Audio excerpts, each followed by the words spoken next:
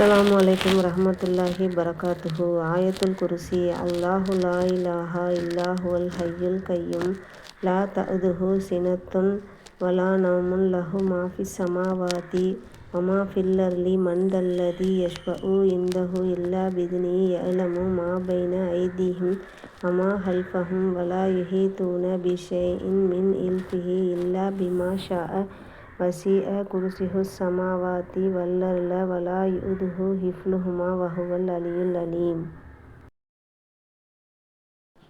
ஆயத்துல் குர்சி என்பது குர்ஆனின் அத்தியாயம் அல் பக்ராவில் உள்ள 255வது வசனமாகும். இது இஸ்லாத்தில் மிகவும் பிரபலமான வசனங்களில் ஒன்று மற்றும் அல்லாஹ்வின் மகத்துவத்தையும் தனித்துவத்தையும் போற்றுகிறது.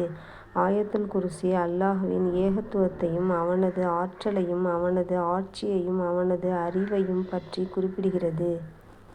ஆயத்துல் குர்சியின் முக்கிய அம்சங்கள். அல்லாஹ்வின் ஏகத்துவம். ஆயத்துல் குர்சி அல்லாஹ்வின் ஒரே ஒருமை மற்றும் வணக்கத்திற்கு தகுதியானவன் அவன் மட்டுமே என்பதை வலியுறுத்துகிறது. அல்லாஹ்வின் ஆற்றல். ஆயத்துல் குர்சி அல்லாஹ்வின் மகத்தான ஆற்றலையும் அவனது ஆதிக்கத்தையும் வெளிப்படுத்துகிறது. அல்லாஹ்வின் அறிவு. அல்லாஹ்வின் ஞானம் எல்லையற்றது மற்றும் அவனது அறிவு அனைத்தையும் உள்ளடக்கியது என்பதை இது குறிக்கிறது. அல்லாஹ்வின் பாதுகாப்பு. ஆயத்துல் குர்சி அல்லாஹ்வின் பாதுகாப்பையும் கவனிப்பையும் நாடுவதற்கான ஒரு வழியாக கருதப்படுகிறது.